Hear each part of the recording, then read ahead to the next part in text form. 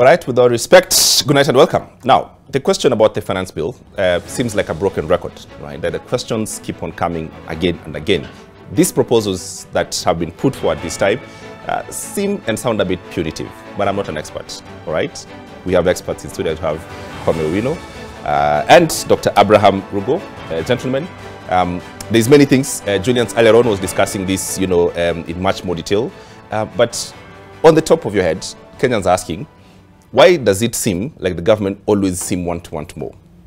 And it seems that the question of them cutting spending is almost a ridiculous question to ask. Let me start with you, Kwame. Why are we being too ridiculous by asking government to think of its spending and not just think that the only problem we have is how to fix more of taking more from us?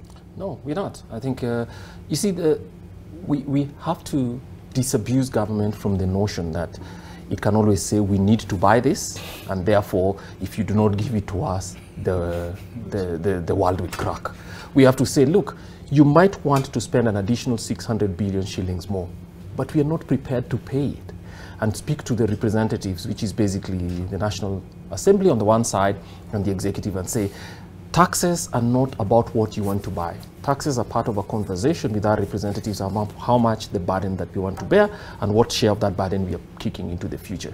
And that's what they don't seem to be listening to. And so it's some arrogance, to be honest, about the fact that, look, we know what we're doing, you don't seem to know, so give us the money and just shut up and look at the results. But that's not it. I think we need to get into this dirty question of asking, look, why? Why should you spend an additional 600 billion when you're saying, based on last year's finance bill, which of course ends, and then we have a new one. Why do you keep thinking that using punitive ways of getting taxed, and that if somebody is opposed to it, for some reason they are a privileged human being who are defending dynasties? We refuse that abuse. Let me get your welcome remarks. For me, it's because we at the same time are talking of a government, even from the self-confession of those inside, that is wasteful. And when you look at the amount of waste we are talking about, including both from corruption and talking the upwards of 700 billion, I think it begs the question that perhaps you would make more by sealing the loopholes than by trying to collect more and put it in this basket that is leaking. And therefore, for me, that's the central thing, that raising taxes in terms of how much you want to collect. And by the way, I think it's important to appreciate that the amount of money we collect on taxes year on year has actually been growing. By the way, it's not like we are stagnant. Mm-hmm. Every year, average has been on 12% or so. Especially, the only dip, proper dip, was 2020, 2021, mm-hmm. COVID. Yeah. That COVID year. That was when we had a really serious... And that you can explain why. That you can explain. But for the rest of the time, so it shouldn't look like, it's not like Kenyans have not been paying their taxes, But Kenyans are asking, and we are asking, that can we actually ask more questions about that taxation is also about how you're spending, what you're spending on, and giving an account of that. And it's not just about collecting more and more and more. Because right now what you see in this finance bill, which is quite a departure from especially with the income tax, is let's try and get as much from guys who are within our basket. Let's try and collect as much. Remember, these are the same people who are also contributing all these other taxes you're talking about, mm-hmm. because they're the ones who have an assured income. Yeah. So for me, that's the reason why this becomes a very important conversation right now. Okay, Kwame, the many things that I see happening, and part of I think in way it's been posed out there, it's that we have a problem. We have a problem with our loans. So that has to come from somewhere. We have to plug that. We're getting all this IMF and everyone else, giving us loans. And obviously they're pushing us to, raise, our taxes in many ways. And then the next question is always that this government also came with a bit more promises, like this housing thing, yeah. Right? Talk me around it. Okay. So let's start with, let's go to the beginning. I think it may have been in October or a little later in November, but I think it was in October when the new president went to Parliament and told Parliament that I'm going line by line. I paraphrase. I'm going line by line around the budget. Mm. We've been wasteful. We are going to cut 300 billion.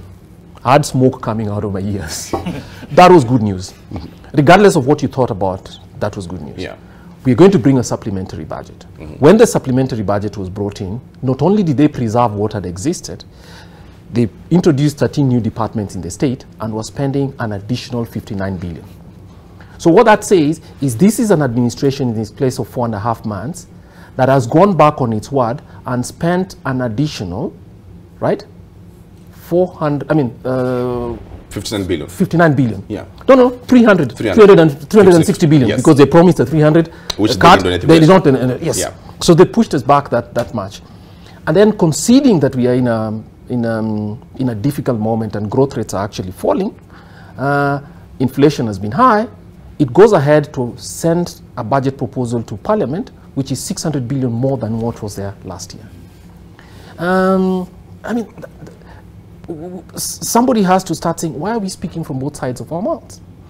And then to try and, what I hate is this idea of trying to guilt trip us, to suggest that everything is so tight, we just have to add an additional amount without asking government, okay, how do we skim some fat, which we accept does exist?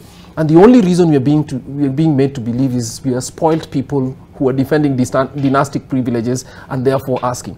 Nobody, in my view, nobody thinks that the government of Kenya collecting money from everyone will build those houses. Nobody.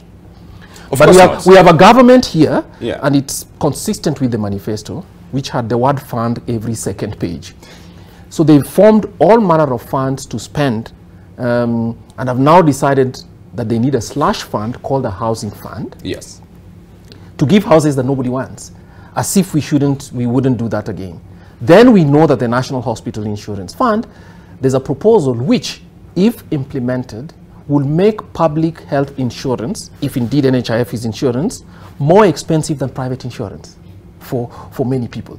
And what are we saying? There's just an inconsistency around this. And if you look at the finance bill, there was a draft, taxation policy last year, and among the things it was talking about was coherence and to try and reduce the regularity with which taxes were being changed every year. You know, yeah, whistle start, whistle stop, so you go one way. But this suggests that that's been dropped. A conversation was had, the draft is going on, but this seems... So what we have here, and I say this respectfully, is a dog's breakfast of throwing every single thing. Look at this. We know that landlords, it is claimed that landlords extract a lot of money from their tenants, but they don't pay their taxes on that. So the government has said, or rather, there's a proposal here to reduce taxation on income from rentals from 10% to 7.5%. And then the same government says that in addition to that, anybody who collects as an agent, rents on behalf of another, will remit taxes based on rental income every 24 hours. And you just ask yourself, did whoever write this bill know anything about the administrative burden of sending taxes? Every 24 hours, that means most people will have one guy whose work is to make sure every 24 hours. That just doesn't make sense. So that's why I call it a dog's breakfast. Every single bright idea that they came with has been mixed into this pot. Let's boil it and see what comes out of it. Dr. Roberts, this housing fund, because it's an interesting among all these other things that Kwame is talking about, but supposing someone would say, okay, look, how about we come with a car fund and I'll take 10% from everyone who owns a car, and then 5 years we buy cars for people who don't have cars. That sounds like a bright idea. Why are we not doing that? Because first of all, perhaps not everybody needs a car. And secondly, if you look at the discussion around the housing fund, there's a lot of welfareism that the government is suggesting. And I think it is clear for us to say, whereas in our own private capacity, out of need and social situations, we run welfare.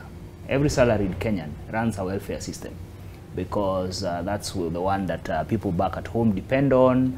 You pay school fees, you pay medical bills, all these things that basically services should be provided for. And therefore, that's the language you hear in NHIF, tax the ones who have a lot, and therefore pay for those, which at the face of it is a good idea. But the housing one is interesting because the housing one is suggesting that every employee in Kenya contributes 5,000 shillings every month. because it's employer and employee, but not more than 5,000 shillings every month for 7 years. Now, that 7 years, there's no clarity, first of all, how many houses you're building. And what we've had, honestly, even in terms of the launching of the housing schemes, you are yet to see even a proper policy about how many houses we want to build, who we want to build. There's a lot of lessons we gained from even the slum upgrading process. And there's also the private agency. Why not make mortgage cheaper? So that people can get the kind of housing they want for themselves, instead of suggesting that government can provide housing for everyone in that sense. But the most interesting part, which is concerning, and we had to see even the regulations around that housing fund, so we are also waiting for the ones for the Hustler Fund, is after 7 years, there's a statement there that says all those who will not have benefited will have their money returned to them, less tax. So what exactly are you saying? Are you subsidizing government? So, no, it's good to ask these questions. Are we subsidizing a program by force that there is no surety that there will be a benefit? That's one. Two, if you work out the math, 5,000 times 12 gives you 60,000 shillings. So I assume it's Abraham. 30 years old. I contribute 5,000 every month, 60,000. 7 years, how much is that? 420,000. Yeah. 420,000, which house can you build? Well, I mean, so that then, at that other age, I have a family, I have children. What kind of a house? You think it's a bit more compounded in your own situation, yes. Precisely. Yeah. So basically, without a clarity, unless you're just saying it's cheap housing, but cheap housing for who? We are talking about a society that is growing, a society that is improving. What people want is incomes. So for me, I see quite a bit of loopholes with that argument around the housing fund, and the fact that it's supposed now to be dropped as a type of taxation. That's why it's finding its way in the finance bill, and therefore every employer. But also, Smart, I think it's important for us to compound that on top of that, you still want to NSSF contributions. At almost 12%, if you add the 6 from employer, and then you have NHIF, and all these are separate with no, say for NSSF, there is no surety that you will benefit. For instance, if and as an employer, I take all my employees from private insurance scheme because I'm contributing to NHIF, the new fee. Can somebody take that NHIF card and walk into any facility? Highly doubt it. Highly doubt it. So for me, that concern, those are questions we need to ask. Those are questions Parliament needs to ask, because if we are saying we are making a contribution, our Constitution talks about the benefits and the burdens being shared equitably, not only across generations, but by across different persons within the society. Otherwise, we are likely to advance inequality in the name of trying to resolve that kind of inequality. All right, Dr. Abraham Drugo, and take a short break. When we come back, we'll discuss those two things. What is this thing that is problematic for you in this finance bill? And then most importantly, this thing that government is doing, is it possible for it not to not do those things? We are told if they stop, the world will stop. Is that true? With all due respect. We'll be right back.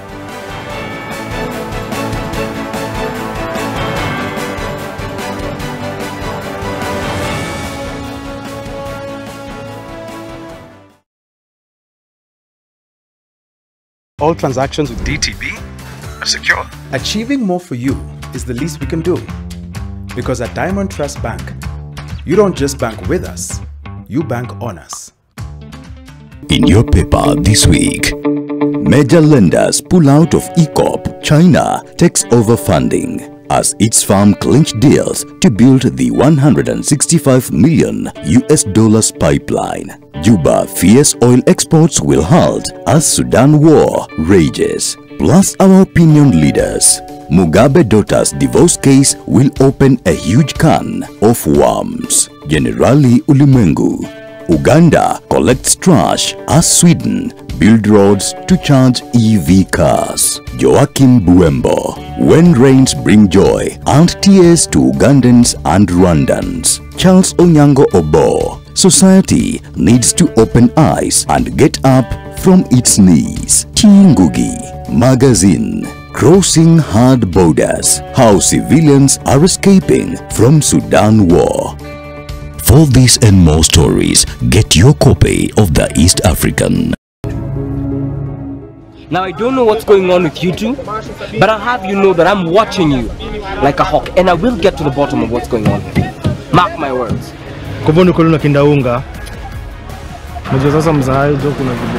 Jamul, right? Do I know you? You were in IT class while I did procurement. You're sitting here hitting on a woman who is clearly out of your league, while the mat sits here clearly empty. You're supposed to get out here and get every single passenger that you can in here right now. We are calling you to be part and parcel of the fastest growing satellite town in this city. We are developing and building a beautiful Achievers Gate. This is a chance that you cannot afford to miss. Call this number 0790 300 300. Get ready to tantalize your taste buds and embark on a culinary journey with Pishi Bomba, the ultimate cooking show that brings the flavors of the world right into your living room.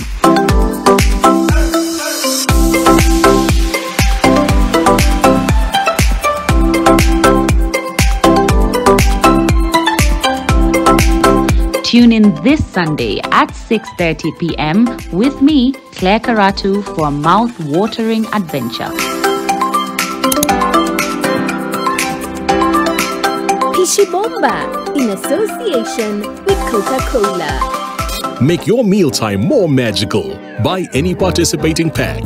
Check under the cap to get your code and stand a chance to win free food shopping for a year, plus millions in instant cash, airtime and shopping vouchers.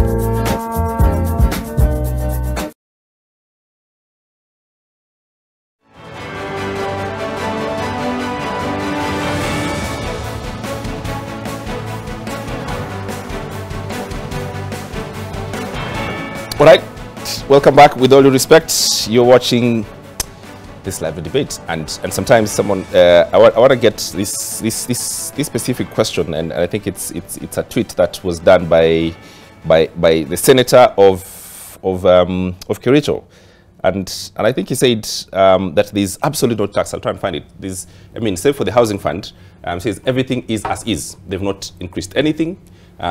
They've just, brought the sort of like, the tax proposals as they were before.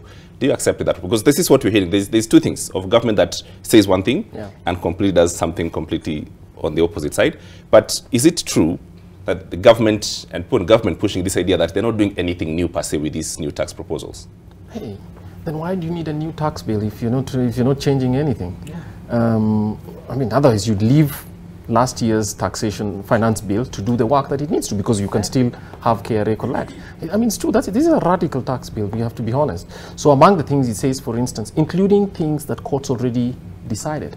So one of the things that courts decided is whether you have a dispute with the KRA, with the revenue service or not, you're not required to deposit any money, because that assumes that you already have a liability, right? Initially, they were asking for a higher figure. It's been addressed back to 25% when the Supreme Court already made the determination that that is not a lawful requirement. It's unconstitutional. It's unconstitutional. So if it means that it's not new in the sense that they are rehashing, I mean, dressing old ideas in... I've actually found the tweet. Let me read for you. It says, save for Kenyans earning 500K and above. There's no increase in tax as we know it to anybody else. Housing fund is a saving that will create jobs and spur the local economy. The rest are economic retribution and admin measures to ensure everyone honors their bit. Well, I think that's completely untrue. Let me just say, and I'd use far more colorful language if you're not here, but that's completely untrue. Because the housing fund has been tried before. There was opposition to it. Government pulled it back. The idea about NHIF and increasing the contributions out. I've just mentioned about a decision that courts had made about all this. for a senator to actually claim that those would have no material change for businesses, obviously is to be, I mean, economical with the truth. Let me just be honest, dishonest. Yes, yes. Because it's not true. And if that was it, why would you have businesses, even public sector workers themselves, claiming that these burdens will actually overwhelm us? So, well, it's perhaps a reflection of where senators in Kenya live, right? They're not in touch with people. Yeah, there's this disconnect from Kwame's point. There's a certain subset, and people when working to government, all of a sudden they somewhat believe that money is everywhere and they just need to take from anyone and everyone. How much is it today from just using this, this new tax bill and the proposal? How much do you think today is the pay slips being affected, the percentage-wise? Is it something that is minimal? Is it going to be something really radically, huge as salaried Kenyans? Let's start there. I think it's going to be significant because for one, incomes have not changed, and if you work out inflation, a lot of salaries for most employed Kenyans are still at the 2020 levels, because companies have not had the fiscal space, just like government has not had the fiscal space to grow many other things. Kenyans' salaries have not necessarily improved. So that's one. So if I'm still at the level I was in 2020, then assuming I make majority of Kenyans actually earn below 100,000. Even the numbers we are talking about of over 100,000 is a very small population. So if you remove the 30%, in terms of the taxation you're talking of at least between, if you add NHIF, you add NSSF, and now you add the housing fund, you're saying an extra, perhaps 12,000 on what, the 5,000? Yes. Which basically needs to be deducted. Remember, the employer has to decide whether to pass this fully to the employee, because they have no fiscal space to increase your salary. So they're not, the employer had not planned to increase benefits for you. Yeah. So assuming it works backward, and then they have to deduct it from you, then you have, the NHIF. So that extra, which is coming to about 6-7%, some going up to 10%. For guys, for instance, who now you say earn more than 500,000, the senators and the MPs, all of them are in that bracket. You're talking about 46% of that. But remember that this is the taxation we are saying at the point of income. Yeah. You still have to pay VAT. With the rest of the money that is remaining. Whatever is left. Yes. Whatever is left, you still have to pay VAT, which is being proposed back again to 16%, for instance, on fuel. And that fuel VAT is transferred to all these other goods that you're buying. Excise, and at the same time, as we do all that, inflation is still playing almost at 10%. So whereas it may look, for instance, to some of our leaders who are saying nothing has changed, because perhaps they don't notice. It shocks me because all of a sudden you no longer notice, or you have chosen not to notice. Because you're running on taxpayers' money. I think that's very, very, very unfortunate. Whereas in many other countries, governments are trying to think, how do we caution our citizens? How do we caution them in terms of food? Because food is a big cost. How do you caution them in terms of medical care? How do you caution them in terms of education costs? So for me, I think that's a concern, that you have increased how much is being deducted, but the incomes are have not necessarily increased. And you don't see a lot of effort towards income growth. One of the things that members of parliament seem to be unaware of is that a tax doesn't have a neutral effect on a business. Taxes shrink businesses.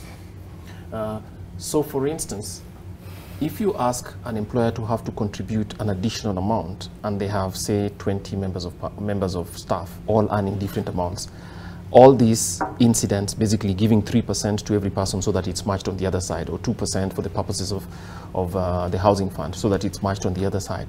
The cumulative effect has one effect, one of which is to reduce the number of people you employ. Now, when members of parliament receive a pay rise after it's been adjusted by the Salaries and Remuneration Commission, right, government cannot reduce it because the constitution already plugs specifically that we must have 349, right? Members of parliament. So that doesn't change, but that's not the way businesses are. So no wonder members of parliament seem to think that that rigidity that constitutional comfort gives them is the same one that's available to a business person. Some businesses are going to actually make new calculations about how many people to employ, where to employ, what business units perhaps to close, just on account of this on this decision. One big issue that's been made about the housing fund is this: that it's an investment and not necessarily, I mean, it's a saving and not necessarily a tax. If that was so, then government should encourage everybody to actually open an account to save for housing on their own. It's true. That's one. Two, you would then give some people who have their own houses, which are actually perhaps even more expensive because they're already on mortgages, right? There's no reason for them to join the queue of houses that will never come. About 80% of Kenyans live in houses they own. Constructed, precisely. So if that's it, then, but the argument that's being made that's a bit of sorry and shows sorry economics is this idea that if you have government construct houses, government will introduce new standards, so the doors will look the same, the windows will look the same, that will generate... It will standardize things. And it will generate employment for TVETs. Yeah. This republic, in 2019, when we had the last census, it's not even a survey, it means they went about and counted every household, were 12.1 million. Since then, the National Bureau of Statistics shows that we have 14 million houses. If in constructing 14 million houses, you have not created that employment that they're thinking, what's so special about government constructing 350 or 500,000 houses that's going to change the entire world? I mean, this is just ludicrous thinking. And we are hiding it in what seems to be some economics thinking and some language to tell people. This is a money grab. That's just the truth. It is.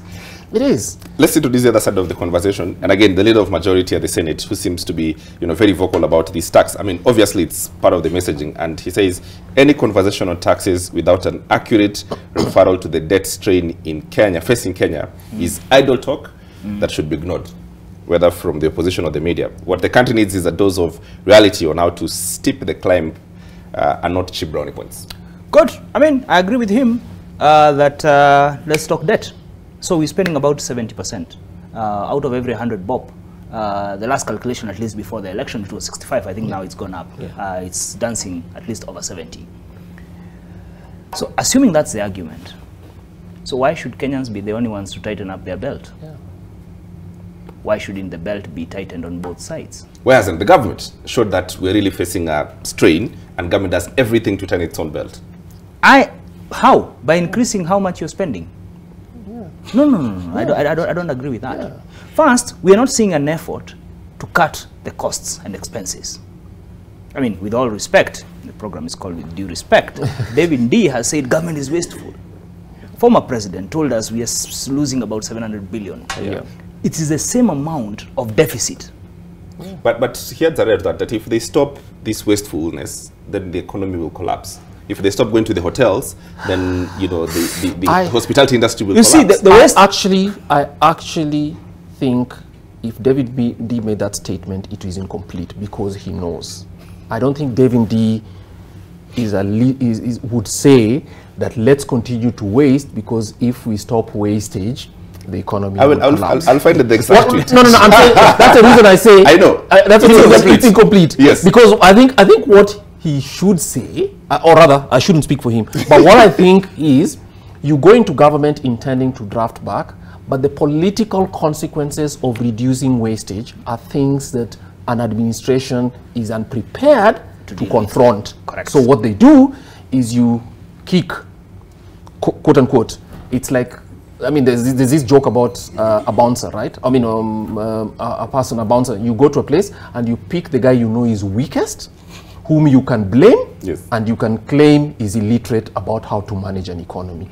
There is no reason why wasteful expenditure, carrying people's relatives to international conferences, buying fuel, or the government of Kenya buying newspapers at 3 times their cost on the newsstand should be and that saving should be considered a stimulus, or that would actually affect the economy negatively. Nobody with any economics or accounting knowledge would reason like that. Especially, and I mean, You see, this money that you're saying is being wasted is not necessarily being distributed.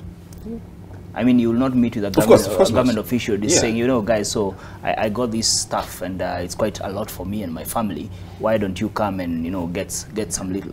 The point is that we find ourselves here for decisions that the government of Kenya has made. Yeah. Agreed. But because we find ourselves here does not mean, so we say, okay, fine, they caused us this mess, we had our own plans, let's continue with the way we had planned to do things. Yeah. Because the institutions you are relying on have not changed in terms of private sector. If they are not improving their productivity, if they are not improving their incomes, where are you expecting, you know, to collect? For me, that's a concern. If you look at the sectors, for instance, that have had a reduction in the same period we are talking about, that will have a fair cut, agriculture is one of them. And we're saying agriculture is the backbone, you know, that's how families are supposed, you know, at least be able to reduce the out-of-pocket spending, you know, in terms of food, because a lot of them are subsistence farmer. You have a 12% cut on that. You know, then social protection, you also have a reduction on that. Manufacturing spending, you know, it's down just about about 4% or thereabout. It's not been growing. Yet that is the space where you would create employment. So you look at our exports, how much we are selling out there is minimal. You know, and then you try to suggest, for instance, remittances has increased. But remittances is not an effort of government. You know, if anything, when my cousin, my uncle, my brother sends me money from the US, it's just that it has to pass through the central. But really, it's not an income for government. It has nothing to do with government. It has nothing to do with government. It's not like an investment that government made. You know, and that's why we have. So for me, you cannot have a conversation that is just one-sided, saying that all we need to do, if it's the political cost of reducing projects, let's deal with that. Let's deal with that, precisely. Yeah. If it's corruption, let's deal with that. We have two other animals that we seem not to want to touch. One is the state corporations. You know, 343, I think, of them. You know, we've had reports, Abdikadir Commission, if you remember. I think they put something like 1.4 trillion or something. 30% of our budget. And that's a black hole. Because a lot of the accounting, the Auditor General has raised concerns. We still don't, there's a lot of, you know, KQ, for instance. I mean, again, the only business that performs at 100% but makes losses. Every year we are bailing it out with 30 billion. And you never budget for it, actually. It comes in the supplementary budget, you know. 30% of that, and a lot of the loans that we have guaranteed, are also from state corporations. That's one. The second one is the tax expenditures. The amount of money we forgo in tax, giving rebates, especially to the, you know, the export processing zones. Another about 400 billion. Honestly, if you dealt with those things, wouldn't you make more money than the money you are targeting in these 2,000 individuals who earn more than 500,000? I think as well. I think as well, one of the things that we think the moment for this crisis lets us to actually have a resolution, or rather a discussion with government and leaders. And by government, I mean the National Assembly on one side and the executive on the other. It's time for Kenyans to actually think that the idea that a government that collects more tax is necessarily a good thing is not true, because there's a cost to taxation.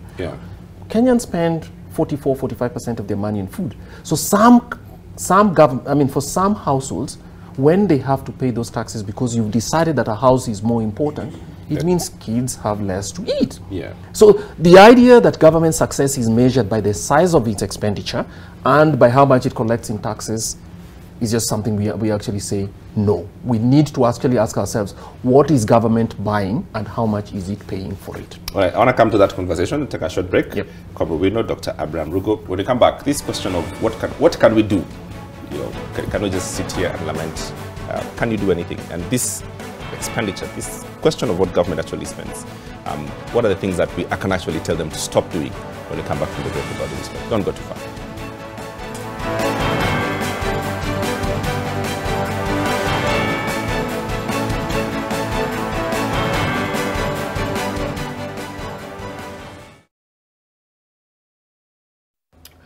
Oh, you're here.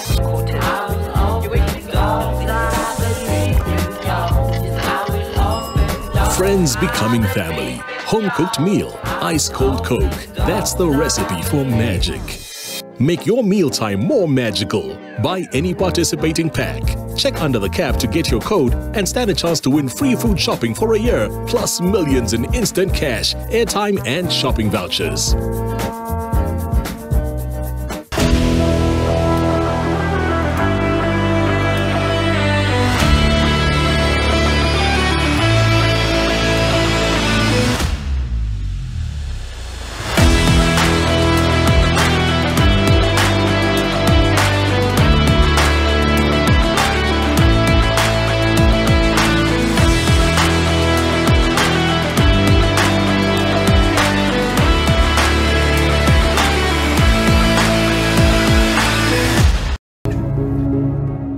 Now I don't know what's going on with you two, but I'll have you know that I'm watching you like a hawk, and I will get to the bottom of what's going on. Mark my words.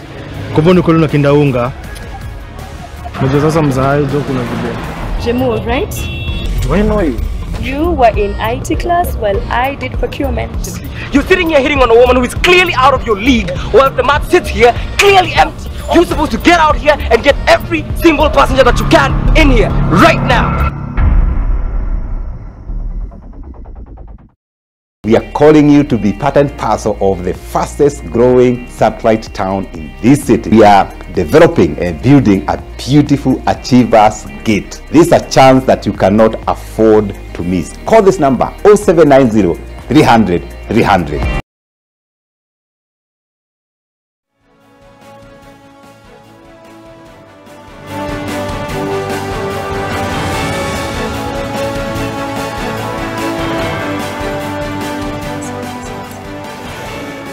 All right, with all respect, welcome back. So let me just get to one tweet or maybe two. And Edward Kip says the promise to own a house in later years is not sufficient when the taxpayers are struggling to meet their current daily needs. The contribution should be made as optional. That is David. Zach says that there appears to be no plan, and now they're asking for us on ideas on taxation. So we pay your salary and help you to do your duties. Shame on them. I think that is the sort of like responding to that question on government, saying, please give us ideas. We welcome ideas. Tell us how you want us to do this. We've given you our thoughts. Now tell us how you want us to do this. But Kwame and Abra, let me ask from you this, gentlemen. What is that few things that is so wasteful with government that you see every day and we keep holding on to, that you could say, cut these 1, 2, 3 things, will be in a far much better position if we even ask for extra 1-2% tax on anything else? Okay, let me say. So not now, but in the year 2019, the Institute of Economic Affairs did a thought experiment. And what we did was to go through government departments outside the police, the military obviously because the budget wasn't available, and one other, but basically, oh yes, an office of the president.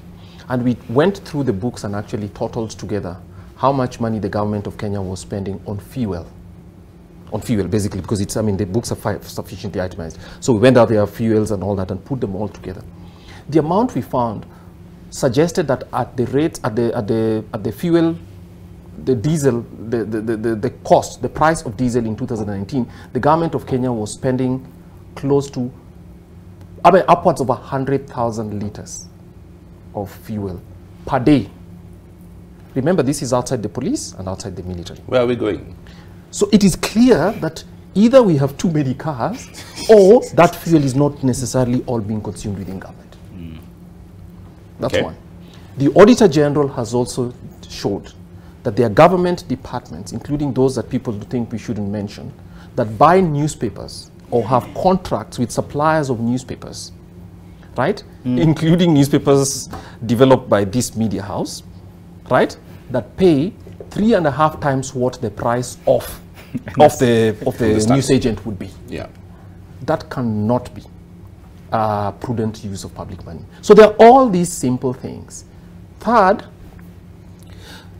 every time the Auditor General goes to some government departments, it is discovered that there are payrolls that suggest that the same person has 4 or 5 different names and receiving pay. So if you talk about solving ghost workers, if you talk about cutting down what government spends on, they will be painful because they are people, and they're not necessarily small, hurry. They're fat cats. Yes. Those people have to be confronted. But if you say that our conversation is we will not confront them but grow government, who tells you they're not going to capture the extra 600 billion that we brought in? So those are just a few of these examples. But anybody with a mind just looking up there says, look, we have to deal with the question of ghost workers because it's extremely expensive. We have to deal with the question of how government purchases local traveling costs, more specifically how much fuel government buys. And you could go to phones and all that other stuff. You actually just see government buy stuff at costs that suggest to you that there's obvious mischief in the budgeting and the procurement of stuff. And it doesn't take a genius to do that. Yeah. Will it be difficult to pick out? It is, because that's a lot of money and the people who actually gain from it. That's it. So those are 3 random examples that we could. But if you just gave forensic accountants government books and asked them, tell us where to save money, without necessarily sending anybody home because jobs are sacred right now, you'd be able to find a lot of fat out there. To be honest, it's not so difficult to find. I'm not too sure how much would be saved overall, but when you look at just some of those books, they tell you that there's a lot of stuff that just sticks out there telling you that this cannot all be consumed by one organization. It's clear. So, overall, and I'm just looking at the numbers here, the government spends, the national government, to be precise, spends about 91% of its budget. So even after budgeting for all this money and collecting so much, still it doesn't spend 100%. Since we have a devolved system of government, we did divide functions between a national government and a county government. I dare say that there are still functions, and this government actually committed to a full devolution. It did not come from the air. There was a reason. Because there are still roles that are supposed to be played by county governments, and they are still being played by the national government. Whether you think about health, whether you think about water. You know, the water sector looks like a political scene where you have so many agencies. You know, one that deals with the resources, another one that deals with the trust fund, and all those. And part of these 343 institutions I was talking about has to do with, if you rationalize who is doing what, which is what the Constitution expected, then you definitely are putting money in the right levels. But as Kwame has said, I go back to still the Uhuru Kenyatta's president comment of the 2 billion. The further analysis, even I think by the Auditor General, suggested the figure could be slightly higher. I think 2.7 or thereabout. That's actually the amount of money you're likely to save if you think about how much money, both borrowed, you know, including cases, you know, Eurobond 1, money that never arrived, you know, and we are paying for it. So I would go further and say that actually you would save that 700 billion. You can. You know, 700 billion is equivalent to the entire deficit. In other words, you will not have to borrow more for now. Yes. Close it. You know, it is even more than the 600 billion increase in the budget for the coming financial year. And it is nothing compared to what you're trying to squeeze Kenyans out, you know, in terms of, because even the modeling has, I'm yet to see, and I saw a tweet suggesting that we should generate a model.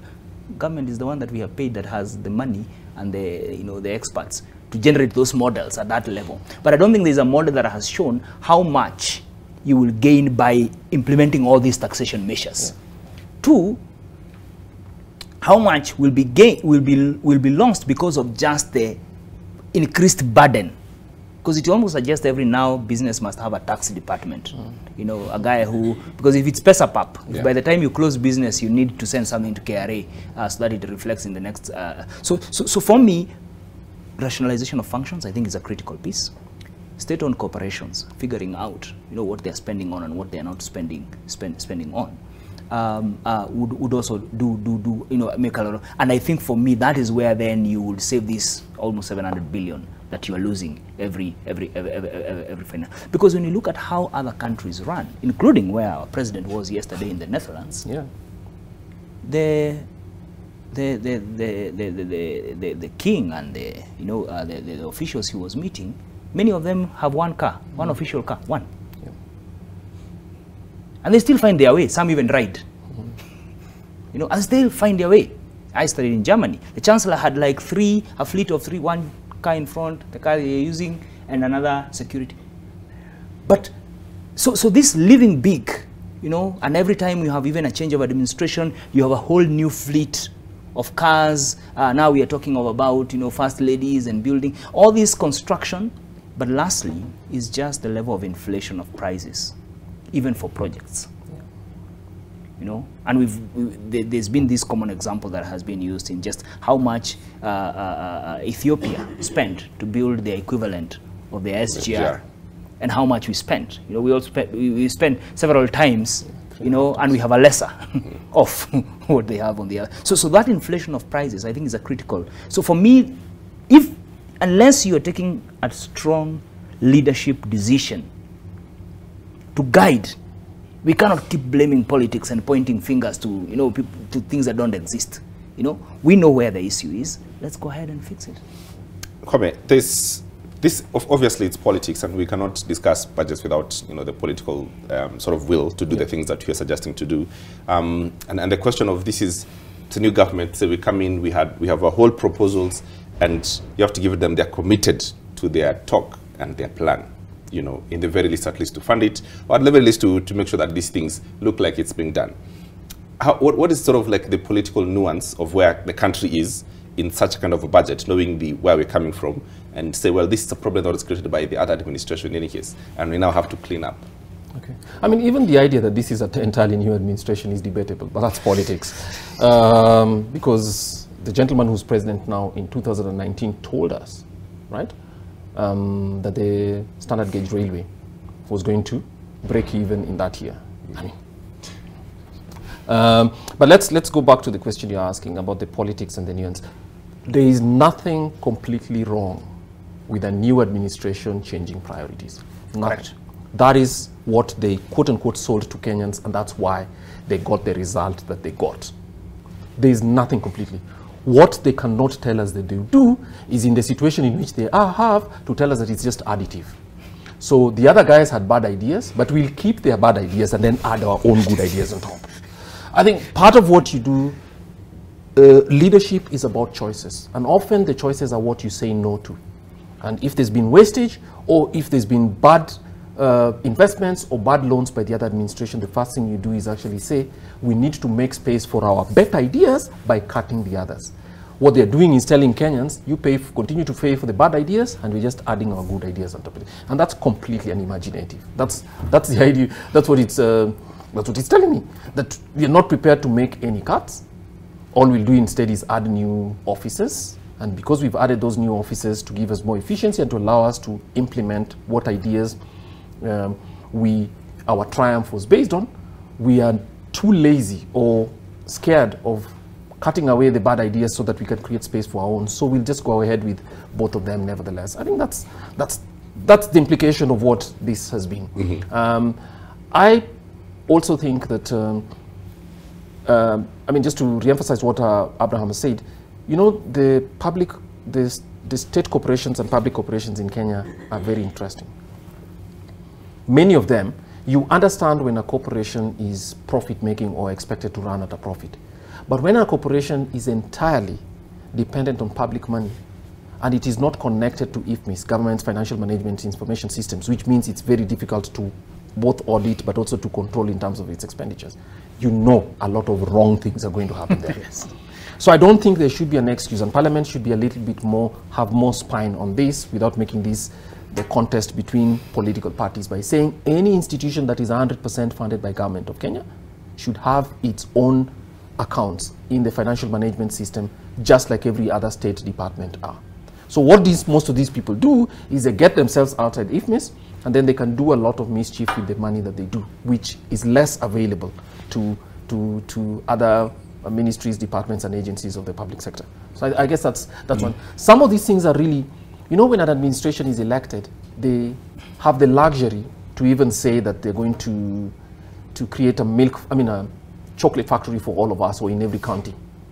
The reality check should come from Parliament, because parliamentarians are elected to represent people who pay those taxes. So basically what this reflects is a dysfunction. That here's a parliament that is, regardless of what its citizens, the electors are saying, because this administration has decided to construct that, it's upon us to make sure that we squeeze you to produce the shillings that are required so that these guys can also build their fancy tower blocks of apartments that so far nobody needs, because if they were needed, to be honest, in many cases they'd be available already. Yeah. On the politics, do you feel there is some sort of a refusal by the new administration to say, well, there's too many problems and it creates too many political problems, and we don't want to confront it for whatever reason, for good reason, for good political reasons. But yeah, as Kwame says, we will load our, good ideas, debatable, but we'll load into them, and then we'll deal with this problem. So sort of just kick it down the road. Yeah, kick it down the road. Let's let it become a problem at a point where we can, where the countries that stand still, then we deal with it at that point. Yeah, I mean, I think the worrying part is the fact that we seem not to learn from history. I mean, the current administration came on the ground of we are where we are because there was indecision. There was indecision by the president then. That's why we got where we are. I will come in and I will make tough calls. We have given, I mean, whether we voted for him or not, we have given President William Ruto the mandate to lead us. We have given our members of parliament and senators the mandate to lead us. And therefore, and their legacy depends on the decisions they make. I don't think it's in their interest, at least from a very, self-preservation kind of angle, it's in their interest to see a country go down just because of this. So I expect, I expect, especially when you have the politics, by and large, based on what Honorable Raila was saying yesterday, based on the fact that you have the politics on your side, what makes you not make the right decisions? You have a majority in parliament. Why don't you make the right decisions?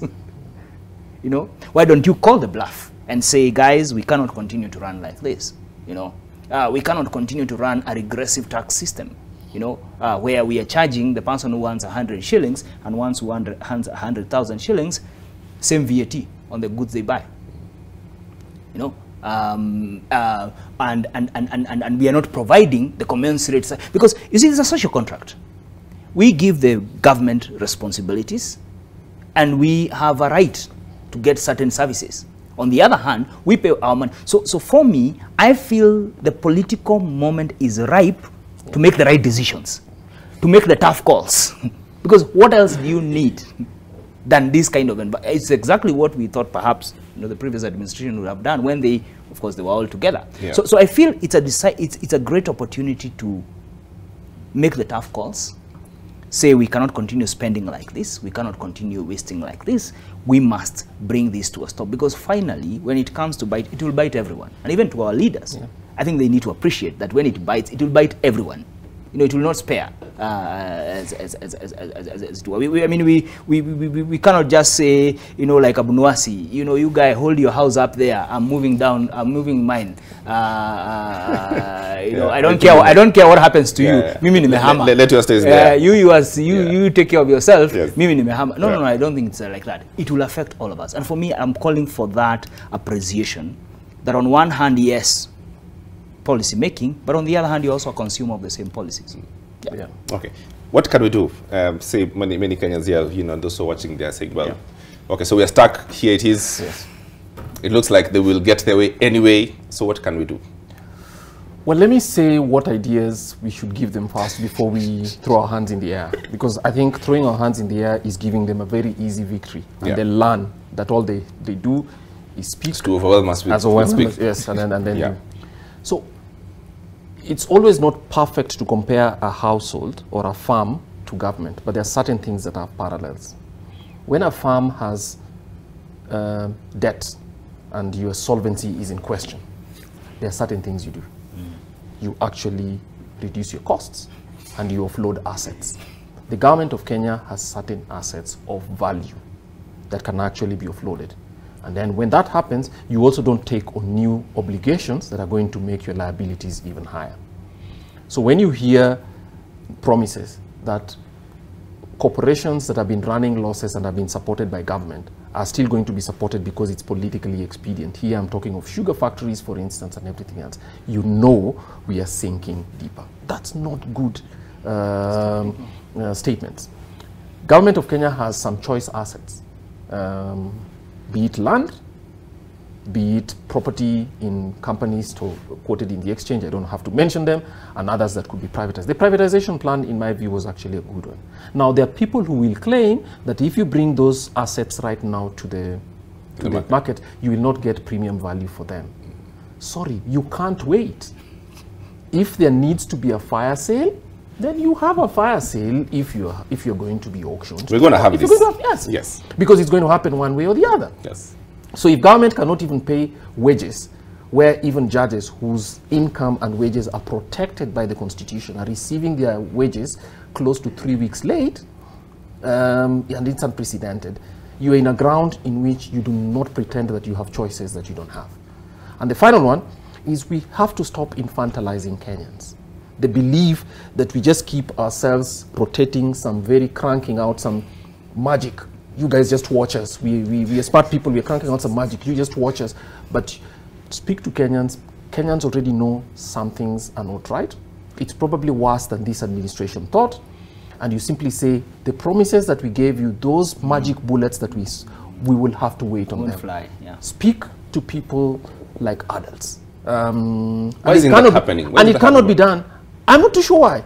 And it cannot be done by policy advisors. Because policy advisors could give advice that is taken note. It has to be done by the people who take political responsibility. So failure to do it is either mischief or ignorance. I hope it's none of those. What are we to do? Yeah, there's been a suggestion that has been floating for quite a while about how to get people, Kenyans, who want to own. You see, first of all, we need to go away from this assumption that every Kenyan wants to own a home. Even abroad, it doesn't work like that. Some people want to live in choice places. Not everyone wants to own a home. They want to live in choice places, but rent. Because they don't want the responsibility that comes with owning a home. So that's one. But there's been a discussion. So if you are going to increase NSSF, which is money that people will access at their retirement, why can't that be the collateral upon which you get mortgages? So then you don't need to talk of 5,000 shillings that basically cannot build a house. And let people be able, because everybody contributes, even people from, everyone contributes to NSSF. Yeah. Yes, say, we do this, but then we use that money as a guarantee, just like the credit guarantee scheme, of which you can be able to access a mortgage at a cheaper rate, and then you build or buy wherever you want, not forgetting perhaps the 80% of Kenyans might not even want to access it because they live in their own homes, as the census shows.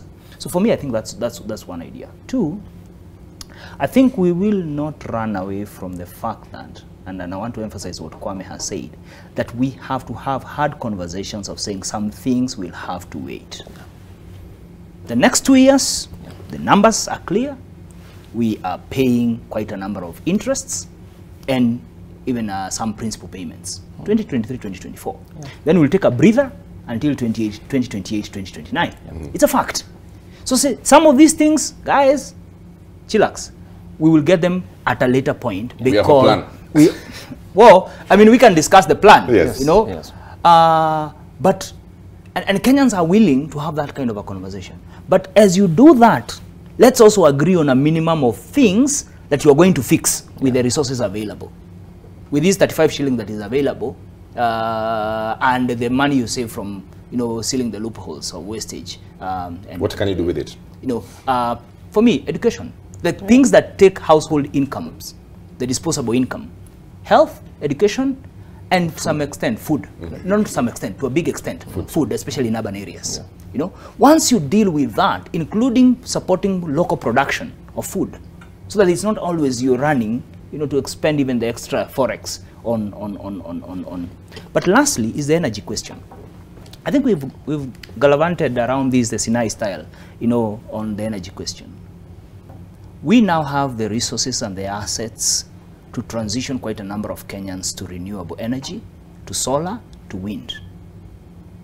And therefore, we don't have to constantly depend, on generated electricity from diesel and all this. But I know there is all the conversation. But the fact is, even Kenyan actually loses some of what it produces because it's not all bought into the grid. What I'm saying is that with those options, you reduce the amount of the out-of-pocket people are having to spend on those items because they are the big ones. Energy, whether you think about movement and what have you, how, food, education and health. That already will have sorted a lot of families.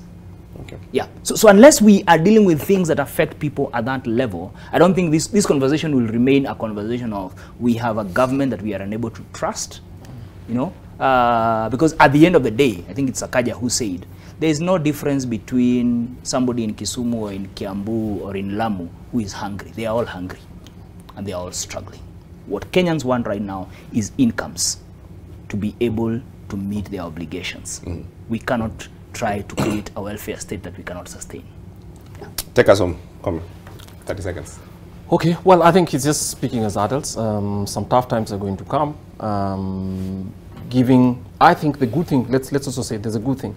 When government says that please give us ideas, we shouldn't think about, it's actually let's take the challenge. Yeah. And so for us as the Institute of Economic Challenge, we'll produce an alternative budget, a 10-pager, which we'll publish out there, saying that there are few things that could be done differently. In our view, for instance, let me finish with this, instead of raising an additional 600 billion of expenditure, government should have capped at 3 trillion or 3.2 trillion and then bought efficiencies around here by closing loopholes. It is possible. It is possible to run the government that we run for 2.5 trillion. It is possible.